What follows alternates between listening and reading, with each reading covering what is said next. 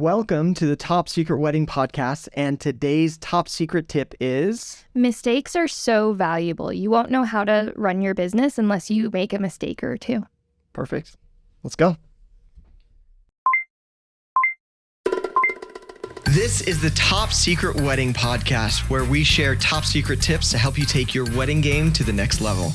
I'm Annika, and I'm a wedding coordinator, enthusiast, and venue manager for one of the best venues in Idaho. I'm Chris, and I'm a DJ, master of ceremonies, and all-around lover of weddings. We're on a mission to improve weddings and wedding professionals everywhere. This is part 2 of the podcast with Kira, and we're so grateful that she's taken the time. She's got a lot of business experience. If you haven't listened to part 1, go listen to part 1. I'm sure this part 2 is going to be amazing as well.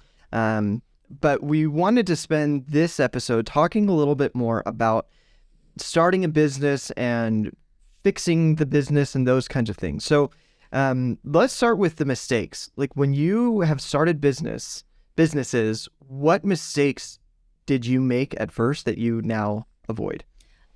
So I feel like we always started doing things the hard way. Like with the rock gym, we didn't set up wholesale accounts right off the bat. We just found a bunch of random rock climbing shoes that were for sale, and we paid retail. Wow. I know, that's such a little thing. We were very young. We just went for it. We just need to get started fast. Anyway, take the time to make relationships, set up wholesale accounts, if that is part of your business. Do you do that with LaBelle? Are you able to do that with like tables or anything? We worked through like a rental company and found a few used things, or we went to a professional that knows what they're doing instead of just searching online and finding a bunch of random chairs or tents. We went through a professional and they recommended something, which is another thing, is reaching out to professionals. We didn't do that when we first started the rock gym, but other businesses following, I would reach out to other business owners that were in that same industry, not in our same town, obviously, but maybe in a state that's close to you, and give them a call. Most business owners are extremely open to sharing their tips and tricks and why they love the business and what has worked for them. Because for the most part, business owners, they don't start a rock climbing gym because they love rock climbing, or start a wedding venue because they love weddings. There's a deeper, I don't know the word, motivation. Yeah, thank you. Behind it. Like when we started a rock climbing gym, one, it was because we're feeling a need in the community, which is important, but also because we love adding value to people's lives. And I think that's what most business owners, that motivation comes down to, is adding value. If we can make a difference, and the more people you can make a difference to, the larger reward in the end. The bigger impact you can make, the more you get back in return. Right. And I think, it's a lot of people are afraid to make that call, to reach out to some successful business owner that feels out of reach because they're already successful, right? But if you call somebody up and say, man, you are successful and look how smart you are. Oh, yeah. Are you willing to share with me? They're like, oh, I guess I have time to share some of my wisdom. It's, some people are legitimately too busy. But most people, they're happy to share. Absolutely. Yeah. And some people are too busy, but what was the worst thing that happened is you got turned down. Right. Oh, you're not in any worse situation than you were before. We have people that reach out probably like 3 or 4 times a month wanting to talk to us about stuff, and really? I feel bad because I'm like, I do want to meet with everyone, but there's just too many things sometimes. Tonight we're meeting with the rec management class, and we're talking about we are they're all coming here to the gym, and so when we can, we do that. We talk at the Madison High School and do their entrepreneurial day, and we meet with a bunch of students. So as much as we can, we do love sharing. We're so lucky to have you on the podcast. I know. Yeah, no, but this is a good time for me. I can do a lot between 10 and noon in a day. Yeah. So, because I mean, we're doing what we do to improve the world around us. So if we can take something that we're learning and add value to somebody else or help them from making a mistake that we made, that, they'll make other mistakes and those are valuable. You got to learn the value of mistakes and failing forward. And I think it's also valuable for the wedding space too, because please don't buy a camera and go shoot a wedding without shadowing somebody else, right? Oh yeah. There are people that they would be happy to have you follow them around and do some free work for them while they share their experience with you. So for me, that's what I did. I palled around with a DJ in California and he showed me everything. So that way, by the time I did my first wedding on my own, it was not my first wedding. And doesn't matter what industry or what specific type of vendor you are, you should be doing this. And you may have to travel a little bit because a planner might not want to be like, if you're in the same city as them, that might be a little bit of competition, but it's worth it because there's not a better education out there than going and seeing somebody else do it. And you may learn that you don't want to do it, but totally. Yeah. I mean, we talked a little bit about this on the intern episode that we just published. Yeah. But like internships are such a good time to learn what you like and get that experience. And if you learn you don't like it, then that's okay, Yeah. Any other tips or tricks that you found in setting up businesses? Okay, so we went over set up a wholesale account, reach out to other business owners, software systems. Okay. That's another big thing that sometimes you forget about. When any business that you're looking at starting, type in that business, photographer software, DJ software, wedding venue software, whatever. Yeah. Do a search and see what you can find. There is a software for what you need, and it is worth it. Yeah. It will help you organize your paperwork, your contracts, your payments, and getting that right at the start is the best, because switching softwares or adding a software midway is rough. Yeah. It's worth it. It's always worth it, but it's rough. So definitely get a software. You should probably do about a month's worth of research before committing to a piece of software. And I found that forums are really helpful on Facebook. So if you find like a Facebook group for photographers, just do a search for CRM or booking software or whatever, and just see what people have to say about it. Please use the search feature instead of just posting a new one, because it's probably been asked 20 times. And then get a free trial of it and walk through it. Put some fake customers in there. See what that looks like from the owner's perspective and from the customer's perspective.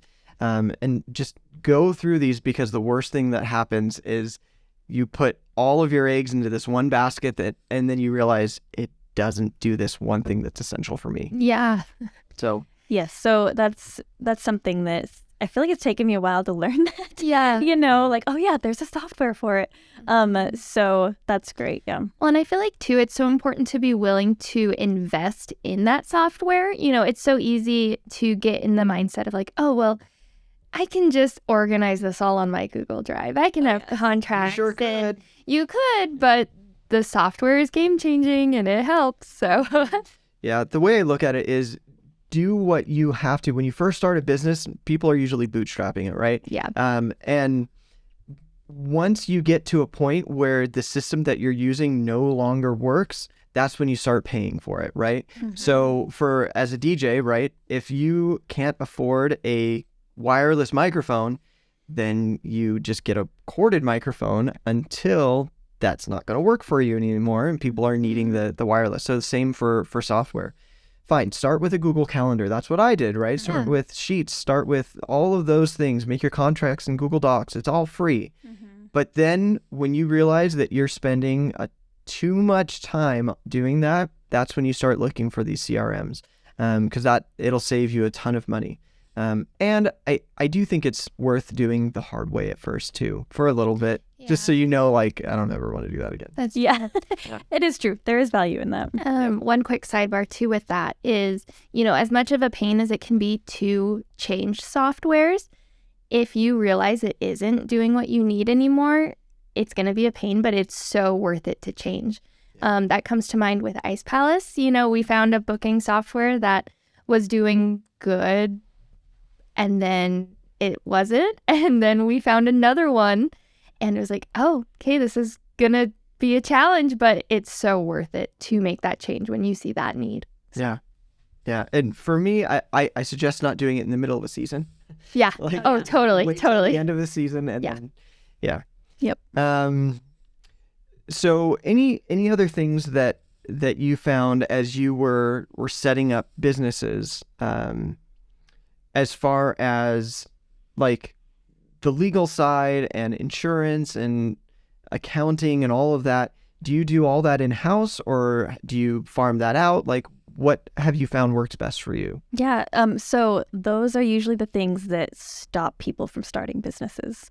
Is they hear legal, accounting, taxes, blah, blah, blah. Oh, I don't think we can do it, but don't let those stop you. You just start and you figure it out as you go. It's all doable. We started with doing it all ourselves. It was messy. It was hard. It was not good. And then we were able to get a really good accountant, and now he's amazing. And he tells us, hey, I need this. You should set up these LLCs, and then, we should actually set up an S Corp, and we should do this. And okay, cool. And now I don't have to think about that. I don't have to know what's the best, because he's a professional. He can do it. We can go to him for advice. But at the beginning, there is value doing it yourself, learning what you need. And then once you have the income set up and you can afford to have a really good accountant, do it, because they will save you money and they will save you time. Yeah, and headaches. So don't ever let that stop you from starting a business. Just go for it. Figure it out along the way. None of it's too hard. It's really just like a Google search away. I was like, how do I set up my business license in the state of Idaho? Oh, I have to do this. Okay, follow the steps. Figure it out. You can do it. It's really not that hard. Like it can be very intimidating. But Yeah. it's not difficult. It's just going through the steps. Well, and I think too, it is so intimidating, but, Google is so powerful, but also just the connections you have are powerful, because if I wanted to set something up, I could say, hey, Kira, where do I even start, And so just talking to people who have started businesses. Yeah, Everyone who has started a business has been at that step one. exactly. Again, reach out to people. There's so many people willing to help. Don't be afraid to do that. Yep, definitely. Are there any mistakes that you've made when you started your business that you're willing to share? One of them was just, not setting up wholesale accounts. That's a little one. Okay. Mistake. We could always bring up the dreaded double booking. Oh my gosh. I don't. At LaBelle? Oh yeah. Yeah. let's go. I would have Okay. nightmares about that. I still get nightmares. Yeah. This is awful. I'm so stressed out. Yeah. The worst thing you can do as a wedding venue is double book something. Right. And somebody had booked something on Airbnb, and our calendars, I think that's what it was. A calendar wasn't synced up. Yeah, correctly it or didn't sync something. up. And so we had an Airbnb booking and a wedding on the same day. Oh, so what did you do? Oh man, you just Have an anxiety attack. Oh, yeah, totally. I think it's okay to show the customer how stressed and how horrible you feel about this situation. And I did that almost to the point where they're like, it's okay. It's gonna They're be like fine." comforting you. Yeah. Yeah. And so, we helped them find another, it was, the wedding got preference, and then the Airbnb booking, I think, is we were like just trying to find another location for them to go. And I think putting a situation like that, explaining it so well to the person that they, one, feel bad for you because you're human, and explaining I'm human and this is a situation that happened. I'm so sorry. I wish we would have caught it earlier, right when you booked it. That would have been ideal. But being human, explaining that you're human, mistakes are made. How can we make this right? We ended up losing a little bit of money on it. I think we even paid a little bit towards the next place that they were going. Sure. Yeah. You do whatever it takes to make it right and over communicate. A lot of times when somebody gets mad about a situation, it's because the communication wasn't there. Never be afraid to over communicate, really explain how you are feeling in a situation. On the flip side of like not wedding venue, but owning a gym, one of our main things at this gym, our motto is we rise by lifting others. So whatever happens in this gym, we have to be lifting others and respecting each other and having a place where you can walk in and feel like, hey, this is my second home. I'm welcome here. And so what happens when you have members that are the opposite of that start dragging people down, that start disrespecting coaches, that, now as a business owner, you're put in a really rough situation because they're not fitting with what your vision is for the business. They're paying you money every month, but they're not good for the business. Yesterday, we had to fire a member. Ooh. Really? Yes. And this is not the first time we've had to do that, but it's because they were being so disrespectful to the coaches. And so my husband and I, we sat down with him and we're explaining it to him, and he got very, very defensive. He started yelling like, well, I did this and they did that. And then he, Wow. Yeah, it was great fun. Yeah. But through situations like that, it tests us a little bit to show like our leadership skills, but you gotta turn it back around on them so that they can see where you're coming from. The end of the conversation was really, really great. We ended up just like telling him, hey, you can't come back for 6 months. We're gonna refund your month. And you are not allowed on the CrossFit side for 6 months. But Tyler even was like, hey, give me a call in the next couple days. I'm going to take you to lunch and we're going to discuss anything to help you with the situation. Yeah. And he was like, okay, yeah, I'll do that. That sounds great. So it shows a lot about with like your leadership skills to be able to turn a situation around like that. And I explained it to the customer as well. Like, hey, we're able to, I don't know how I said this to not be rude, but like we're able to see your true colors in a situation like this. How you react shows a lot about you. Wow, that's bold. But I didn't say it necessarily. I said it in a nicer way. Yeah. Yeah. I mean, that was pretty nice, actually. That Yeah. wasn't terrible. Yeah. But it was after he kind of yelled on the phone, but it was towards the end where he was being more understanding, like, okay, I can see why as a business owner you would have to do this. And that's what you have to do is get the person to, walk in your shoes a little bit, explain your situation and ask them, what would you do in this situation? If you were the business owner and there was a member doing this, what would you do? Yeah. Just out of curiosity, how do you feel about the decision we're making?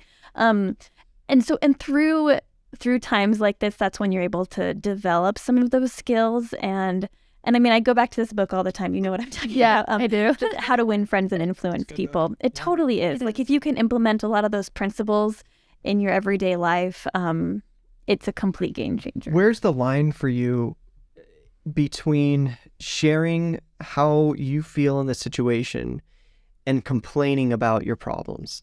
Do you know what I mean? Like me personally complaining about my problems? Right. So somebody they double book, right? By accident. That's never going to happen again. But let's go back to that, it's never going to happen again. But they double book, and for you, the appropriate thing is like, I feel so bad. I mean, I'm really stressed and I want to make this right for you. But then I've seen some professionals take a step over the line and say, and listen, I was really sick and my kid just broke his arm. Like, is there a line for you? Does that make sense what I'm asking? Yeah. I actually don't. That's not a difficult line for me to cross. Actually. Yeah, I don't think it is for you. But I can see that being like that for other people. Never give excuses. More so say there's no excuse for what happened. Exactly. I think that's kind of where I would go with it is people don't want to hear an excuse. No, they don't. They don't. They want to hear like there is no excuse for this. So they want to be validated. They want to be heard. Let them vent as much as they need to vent. Let them yell at you if they need to. I mean, it's crappy to feel that, but they need to get it out. And then how you react to that, if you don't get defensive and you don't yell back, like, which you never should. Right. Yeah, never. But that, then they're like, wow, they handled that really well. And whoa, they're still wanting to make this right. Like, even if I just treated them like that, they usually come back and apologize and be like, I'm sorry, I shouldn't have yelled at you. I feel like, I am someone who has a very gentle heart, and that's been really hard for me to learn and overcome, is just letting someone yell at you, basically. Right. Yeah. And there's been multiple times that I'm right by Kira's side, and she's taught me, there was a situation at the Ice Palace, and it's like, hey, we need to go make this right. And I just stood by Kira while she got yelled at, and I have a gentle heart, and I wasn't even being yelled at, but I was just like, oh, this is horrible. But then, just like she said afterwards, they were like, wow, like, you handled this really well. I'm so sorry I treated you like this. Like, it does show a lot. Yeah. It's a hard lesson. But So years ago, I did a wedding, and the father of the bride came up and yelled at me for something. And just by chance, I had my little GoPro recording. Oh my gosh. Really? And so every once in a while, by mistake, I will see like, oh, what's this video file on my computer? I open it up, and all of the pain comes right back. Yeah. But it's a good reminder to me, like, okay, you should know where your limits are, and I won't go into what the situation was, but it all turned out okay. And at the end, he was happy. He was fine. Yeah. But you had to go through that, because sometimes people, like you said, they just need to be heard. And as uncomfortable as it is, I think that you need to learn the value in that. What do you mean? You need the value in going through hard situations, the value of like actually being yelled at and seeing how you react to that. And if you reacted in a way that you're not proud of, you've got some stuff to work on for yourself. There's so much value in going through hard, painful, and uncomfortable things. We can talk about it and we can explain our situations, but you're never really going to learn and improve yourself. I mean, you can to a certain point until you experience it and really see yourself shine through that situation. The older I get, the more hard things we go through, and the more that I'm able to look at that hard situation and be like, wow, that was really hard, but I needed to go through that. I mean, with the Ice Palace, we felt really, really good about hiring a certain person as the manager. He was also the property owner that we were renting from in Minnesota. Yeah. And that was the wrong thing to do. We felt really good about it, though. I was like, why did we feel so good about hiring this person? Yeah. I had a feeling. I think Annika did. That's okay. But I think we needed to go through that to know that we will never put ourselves in that situation to have confidence in knowing that is the right decision. It's easy to go, I don't know, but once you know for a fact, it gives you confidence in knowing, well, that's not the right move. And then for us to sit down and have this very uncomfortable conversation with this person and actually see some negotiation techniques that we've probably never been in that situation before, of such strong negotiation about like, well, I think it should be this much and I think it should be this much. And I've never actually really done that before. So it was a very valuable thing for me to go through and to see some true colors of a person. It's so as crappy as that whole situation was, it was such a valuable lesson for us to have that I think will help us in the future of the Ice Palace. I agree. Well, and I think too, it's so important to take those experiences and find the bright side of it. And, it's easy for me to look back on my life and see all these difficult situations that we've been in. And when you're in a difficult situation, I'm not gonna lie, it takes me down for like a week or something. It's like, oh, that was so hard. You try and fall asleep at night. And it's just there, you lose sleep, whatever. But looking back, it's like, wow, like from when I started at LaBelle to now, and especially highlighting these things, it's like, wow, I've grown a lot. We've grown a lot, and there's just so much to come. And that's what so much of this life is learning to grow and So yeah, those hard situations, man, they're pretty valuable. Don't go through a hard situation and not try to find the lesson out of it, because there's always lessons to be learned. Well, and I think too, just having that mentality in the middle of it, of going, man, this is hard, but I know I'm supposed to learn something from this. What am I supposed to learn? That can make or break a hard situation. They can also push you to the next level. The Ice Palace also, right as we were opening, we got hit with a cease and desist letter. Shut down. You are infringing on somebody's patent. You can't do this. What? Oh man, okay, if we're infringing on a patent, like, we need to shut down right now. And then, researching it, we're like, oh, actually their patent's way different from ours. Like, and we decided to keep going. And then the next season we got hit with, you're being sued for patent infringement and sued for defamation because you called somebody a bully. They probably were. But going through all of that, we're still in it. But I'm seeing the value that has added to our business. Because of that, we went and got our own patent on our system, which we never would have done. And you only have a year after releasing it to the public to get your patent. We never would have done that. Interesting, yeah. But we did because of the lawsuit. It's also, I don't even know if we would have done another season of the Ice Palace. It is the hardest thing we've ever done. We weren't making money for a long time. It's so hard. It's everyone's favorite joke that when I found out we were doing it again, I cried. And it's true. I cried. I was like, really? We're doing this again? I mean, just logistically, it's kind of a nightmare. Oh, yeah. It is. But for some reason, getting hit with that lawsuit, we were like, you know what? We need to keep doing this.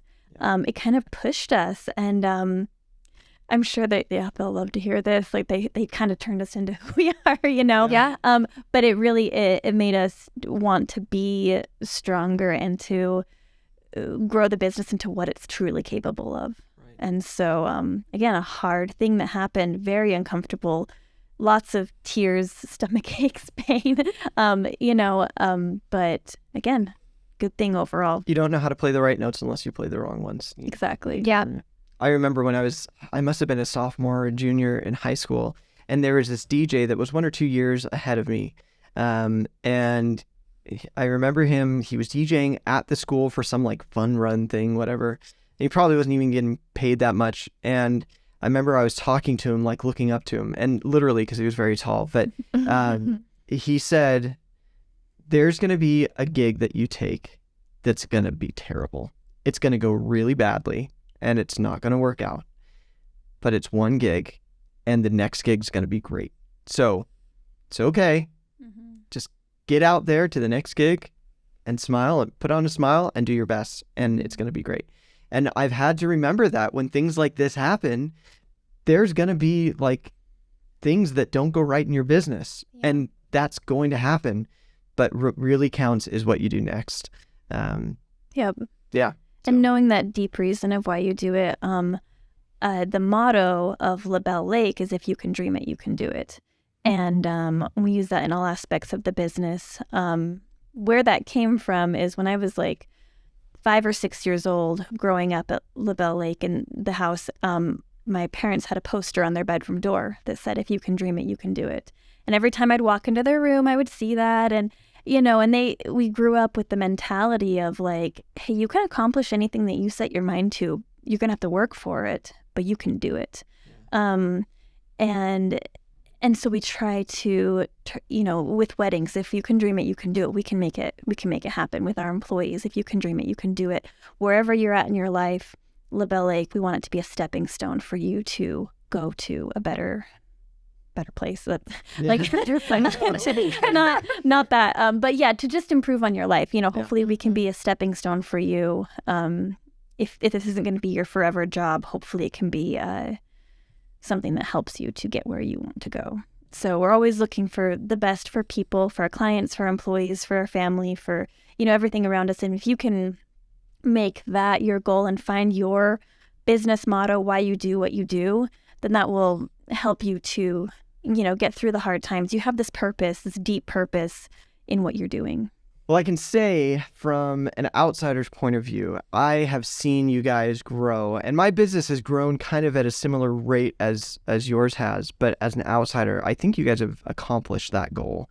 And I think that the weddings that you have at LaBelle are much better because of your attitude and kind of your purpose in business.